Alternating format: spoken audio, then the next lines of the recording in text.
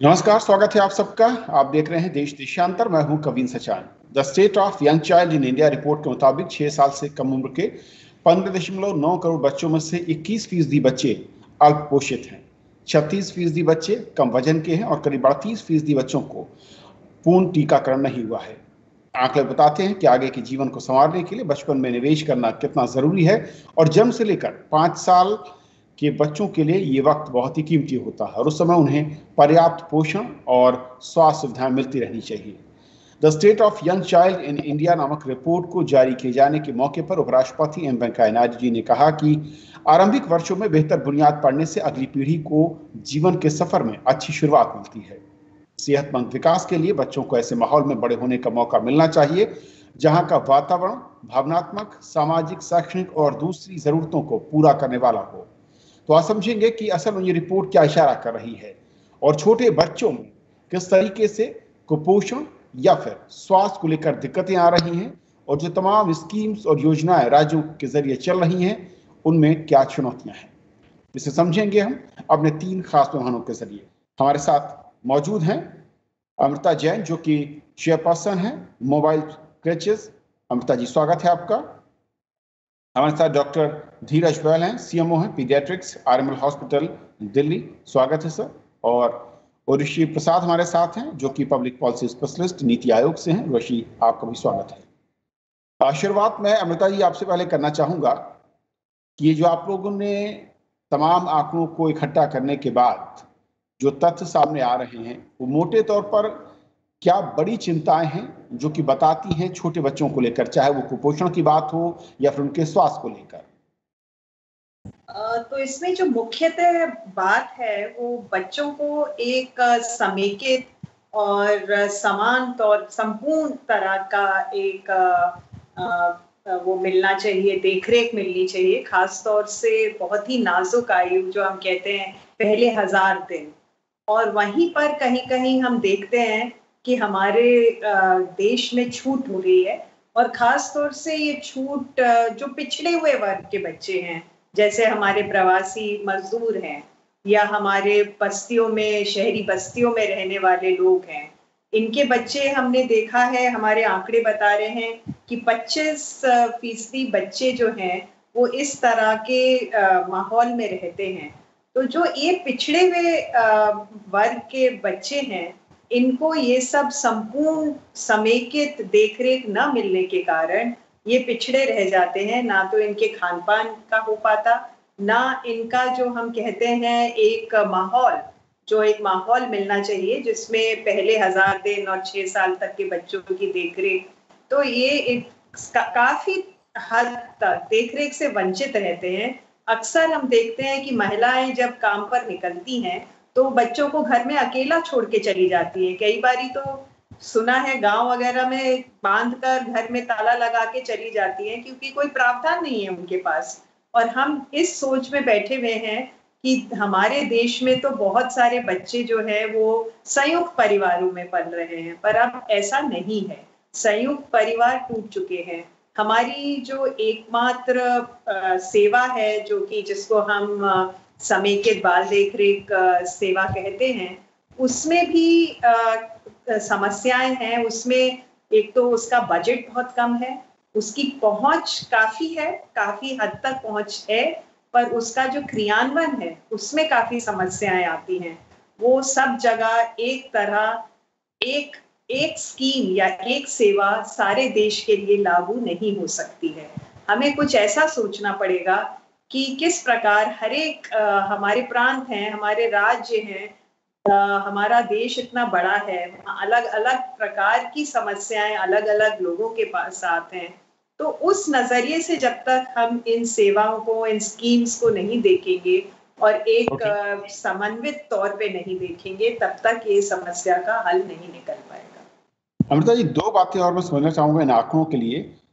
राज्य वाइज, राज्यों के लिहाज से आपने इनको देखा है, कुछ ऐसे स्पेसिफिक राज्य जहां पर स्थिति ज्यादा खराब हो? और दूसरा, शहरी और ग्रामीण इलाकों में क्या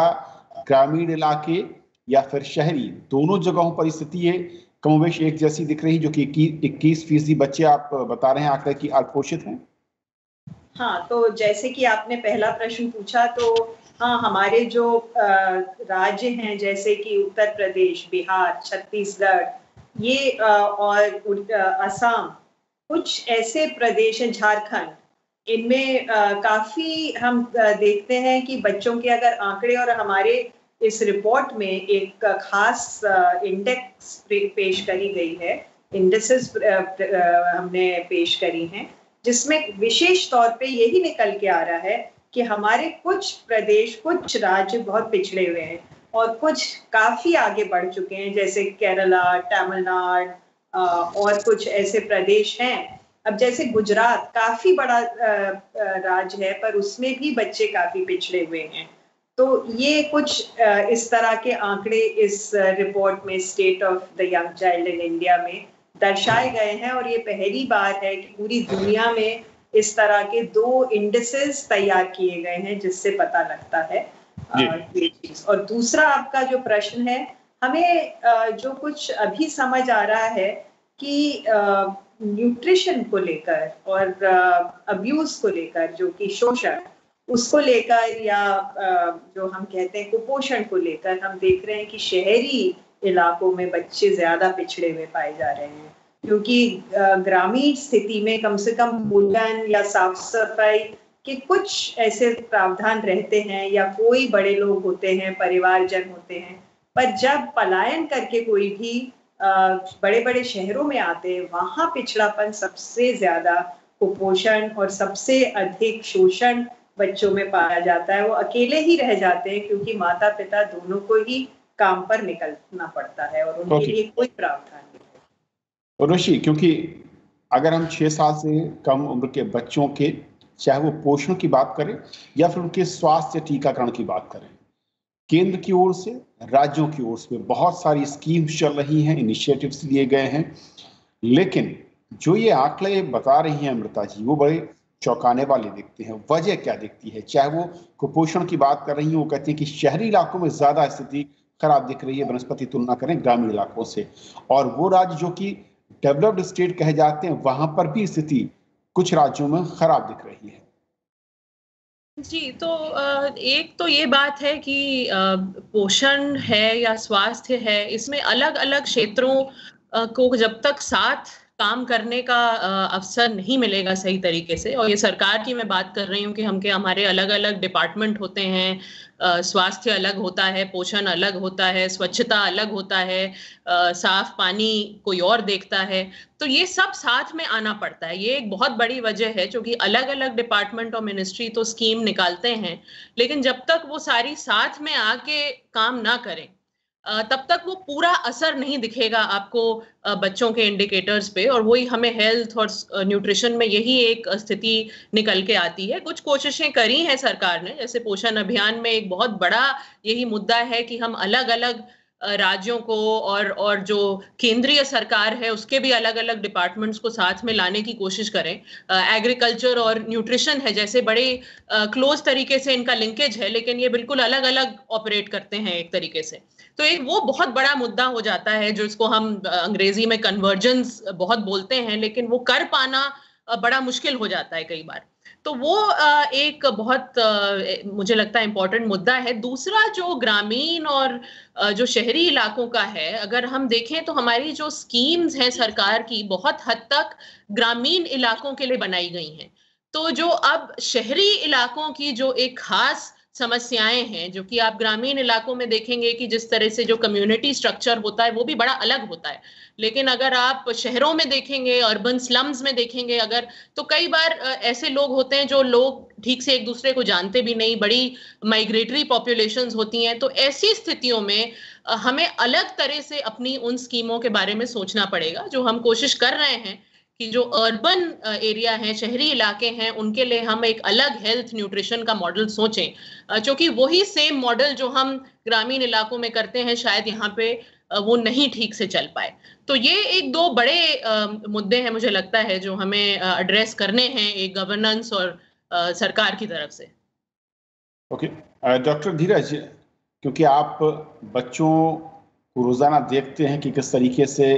कुपोषण के मामले हों या फिर उनकी स्वास्थ्य को लेकर या टीकाकरण को लेकर जो तमाम चीज़ें सामने आ रही हैं, इस रिपोर्ट से कितना आप एग्री करते हैं? और दूसरा ये कि वास्तविक स्थिति ऐसी होती जा रही जो आंकड़े इशारा कर रहे हैं अगर, तो फिर वजहें क्या दिख रही हैं और खासतौर पर इन दोनों का इम्पैक्ट या उनका असर छोटे बच्चों के शारीरिक विकास और मानसिक विकास पर किस तरीके से आप पाते हैं? ये जो बच्चों का जो विकास है, मैं तो इसको यही बोलूँगा कि कंसेप्शन से ही लिंक शुरू हो जाता है। अगर हमारी एंटीनेटल केयर अच्छी है, जो कि लगातार इम्प्रूव होती जा रही है, उसी टाइम माँ का जो गर्भवती महिला है उसका पोषण ठीक से हो जाए, उसका टीकाकरण जो 2 टीके लगते हैं गर्भावस्था में वो ठीक से लग जाएं, उसकी रेगुलर विजिट्स जो एंटीनेटल विजिट्स वो हो जाएं, और उसका माँ का जो सेहत है वो ठीक चलती रहे गर्भावस्था के दौरान। डिलीवरी आजकल जैसे इंस्टीट्यूशनल डिलीवरीज जो हैं वो लगातार वो सरकार के अद्भुत प्रयासों के कारण इंस्टीट्यूशनल डिलीवरीज जो हैं वो बढ़ती जा रही हैं। तो हॉस्पिटल बेस्ड जो डिलीवरीज हैं उनकी भी जो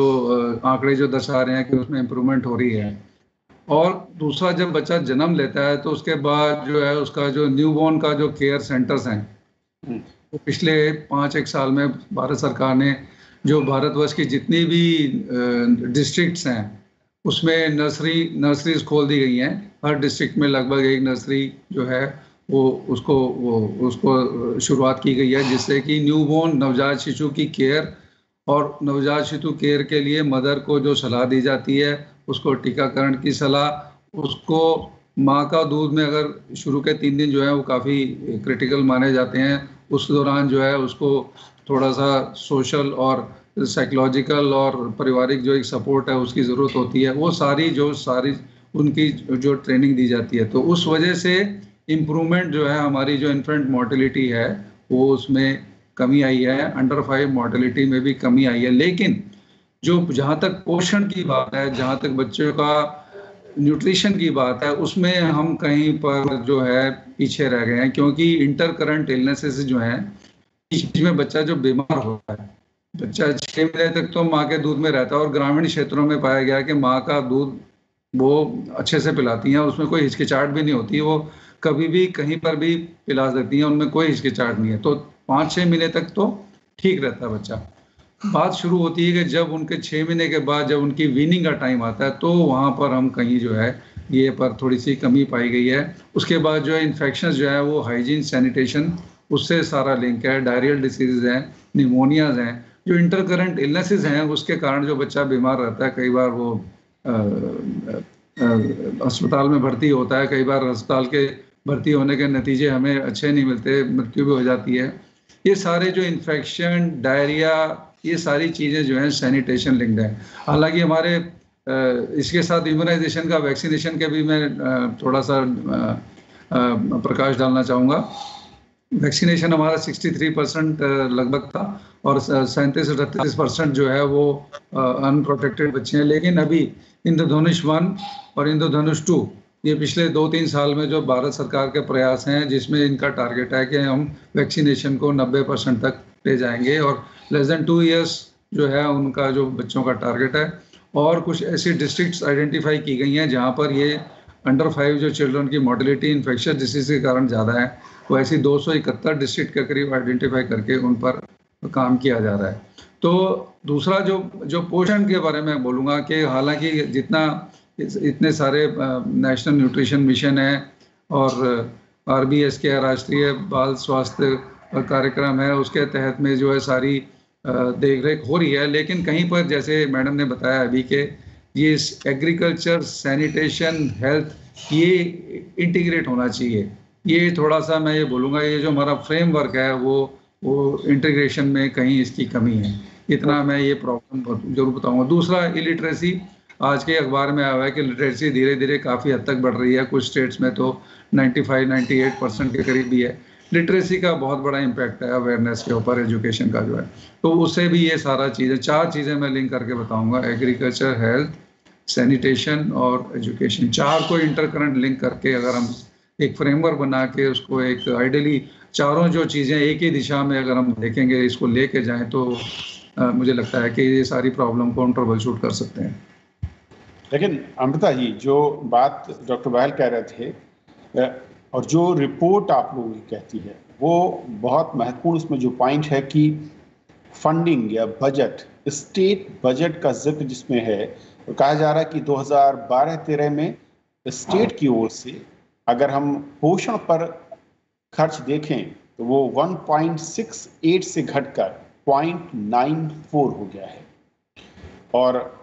ये भी आंकड़े बता रहे हैं कि तमाम स्कीम्स के लॉन्च होने के बावजूद उसका